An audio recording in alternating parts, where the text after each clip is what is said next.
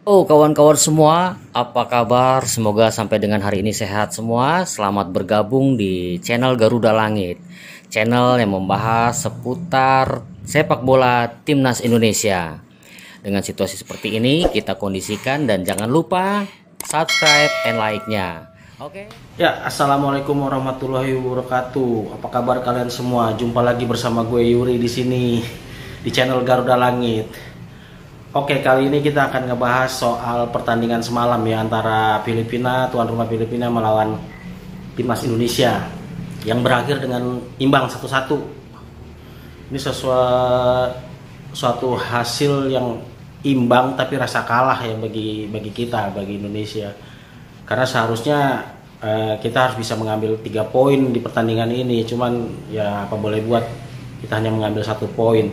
Jadi dari 2 laga awal di kualifikasi Piala Dunia 2026 zona Asia di ronde kedua, kita menderita 1 kekalahan dan 1 kali imbang ya. Ini suatu hasil yang cukup mengecewakan bagi kita gitu. Oke, kita akan review pertandingan lawan Filipina nih. Entah kenapa Sintayong kali ini kalau yang saya lihat ya, dia mencoba memakai pola 3-4-3, di mana 3 di belakang itu seperti biasa ada Elkan Bagot di kiri, Jordi Amat di tengah, dan Rizky Ridho di kanan. Lalu 4 di gelandangnya ini ada Sen Patinama di kiri, terus di tengah ini ada Ricky Kambuaya dan Rahmat Irianto, lalu Sandy Walsh di kanan. Dan yang mengejutkan nih, 3 di depan ini kan Rafael Strike jadi striker, lalu ditemani oleh Salil Ramdhani di kanan, dan Asnawi ini didorong ke depan ya di kiri. Nah ini satu apa ya, satu blunder lah, karena nggak jalan ini 3-4-3 ini nggak jalan karena coba naruh Asnawi. Kita bisa lihat di 30 menit pertama kita benar-benar keteteran, diserang terus sama Filipina ya. Bahkan kalau bukan Hernando Ari mungkin kita bisa banyak kebobolan. Untungnya Sintayong langsung segera merubah nih. Dia kembalikan lagi posisi Asnawi di kanan, di bek kanan ya. Lalu Sandy Walsh keluar dan masukin Witan untuk di posisi aslinya Witan lah ya, di gelandang kiri, sayap kiri lah ya. Nah itu baru mulai hidup. Tapi memang lini tengah kita memang masih menjadi masalah, karena kita bisa lihat di sini kita tidak ada metronom. Kan biasanya selama ini kalau metronomnya kita itu ada Marcelino sama Ivar Jenner sama Mark Locke lah, itu kan tipe-tipe metronom ya, mereka bertiga itu. Cuman kan pertandingan semalam lawan Filipina Mark Locke diparkir. Jadi kita memakai Ricky Kambuaya. Ricky Kambuaya ini termasuk gelandang serang ya. Lalu ada Rahmat Irianto yang diplot sebagai gelandang bertahan. Sementara metronomnya ini nggak ada, karena Asnawi diplot ke depan kan. Nah, saya nggak tahu nih strateginya bagaimana ini. Maksudnya blundernya Sintayong ini kan, ini pertandingan kualifikasi Piala Dunia gitu. Kenapa mesti coba-coba sih? Kenapa mesti dicoba-coba gitu kan? Saya nggak ngerti ini. Tapi setelah perubahan dari 30 menit kita was-was deg-degan, lalu mulai Asnawi dikembalikan ke posisinya, Witan masuk, udah mulai hidup. Jordi Amat bahkan didorong ke depan nih. Jordi Amat bahkan didorong ke depan, ke tengah gitu. Karena kita nggak punya metronom gitu kan. Ya seperti itu. Ini sangat mengecewakan. Dan memang terbukti sih apa kata pelatih Filipina, bahwa Indonesia itu terbang dari Irak kelelahan, dan juga lapangannya lapangan sintetis kan, tidak terbiasa dengan rumput sintetis. Tapi itu bukan jadi alasan lah. Walaupun mungkin ada pengaruhnya, mungkin hanya beberapa persen saja ya, tapi tetap aja itu tidak menjadi alasan gitu. Ya semoga saja kita masih punya 4 pertandingan. Mau nggak mau kalau pengen lolos ya kita harus mengalahkan Vietnam kandang tandang, dan mengalahkan Filipina di kandang. Itu udah aman. Nah, nanti kalau Irak udahlah, biarin dah Irak sendirian dulu. Kita paling realistis nih, kita ngincar posisi runner up.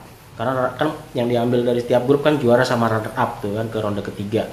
Ya paling real. Untungnya Vietnam kalah nih lawan Irak di menit terakhir di injury time 1-0. Jadi nggak terlalu jauh lah sama Irak ya kan. Nggak terlalu jauh sama Vietnam poin kita. Jadi ya untungnya tuh Vietnam kalah kan, jadi masih punya kesempatan. Dan itu ya, jadi metronom kita di tengah ini benar-benar permasalahan utama di kualifikasi Piala Dunia ini ya, di tengah ini nih. Ya di samping blunder-blunder dari Jordi Amat. Jordi Amat kali didorong ke depan kan, dia udah naik ke depan, tiba-tiba dia blunder kan, seperti itu. Nah itu hilangnya Marcelino dan Ivar Jenner benar-benar terasa. Ya ini saya nggak tahu ya, gini, target utama Sintayong itu di Piala Asia, ya kan? Dia target utamanya itu di Piala Asia nanti di Qatar pada bulan Januari tahun 2024. Jadi kalau menurut saya, kalau kita cari alasan nih ya. Kalau kita cari alasan dan menghubung-hubungkan, jadi mungkin nanti kan ketemu Irak sama Vietnam lagi nih di Piala Asia nih tahun 2024 nih Januari kan. Jadi nggak pengen kebaca strateginya. Jadi mungkin nanti akan digaspol di Piala Asia nih ketemu Irak. Mungkin. Tapi ya nggak bisa nyoba-nyoba juga kali di kualifikasi Piala Dunia juga penting ya kan. Tapi kan target utama Sintayong itu Piala Asia. Kalau masuk Piala Dunia sih ya target bonus lah.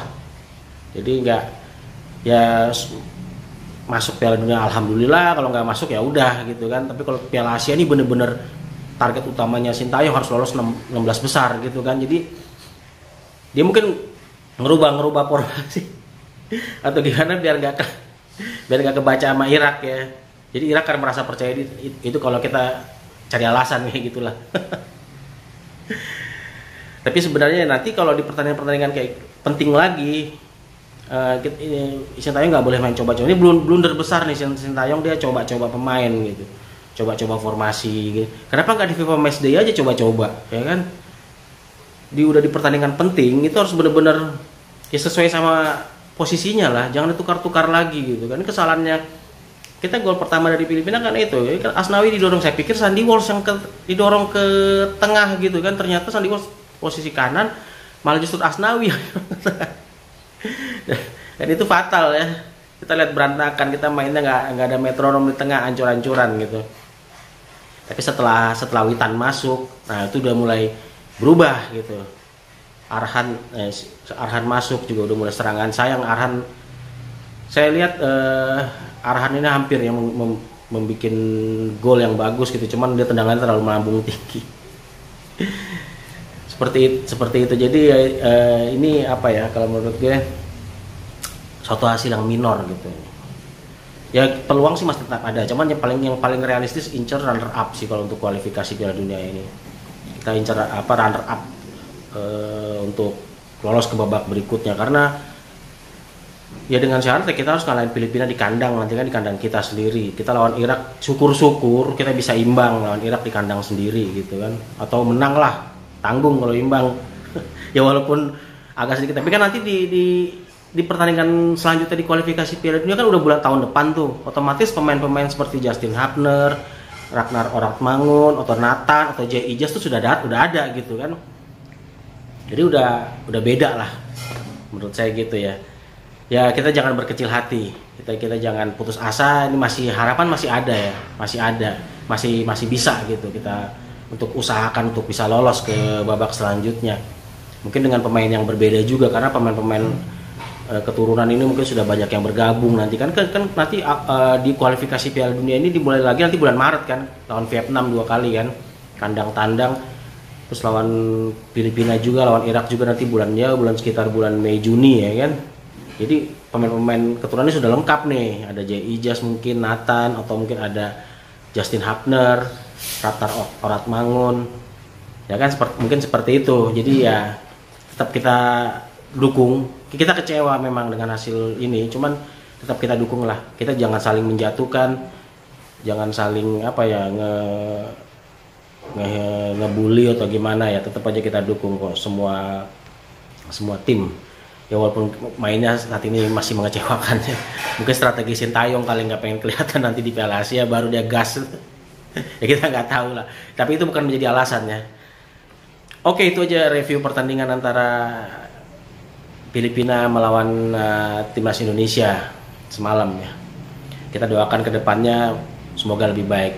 Ya mungkin kita menangis di awal lah, tapi nanti mudah-mudahan di akhir kita tertawa bahagia bersama. Oke. Oke, itu saja ya. Sampai ketemu lagi. Assalamualaikum warahmatullahi wabarakatuh.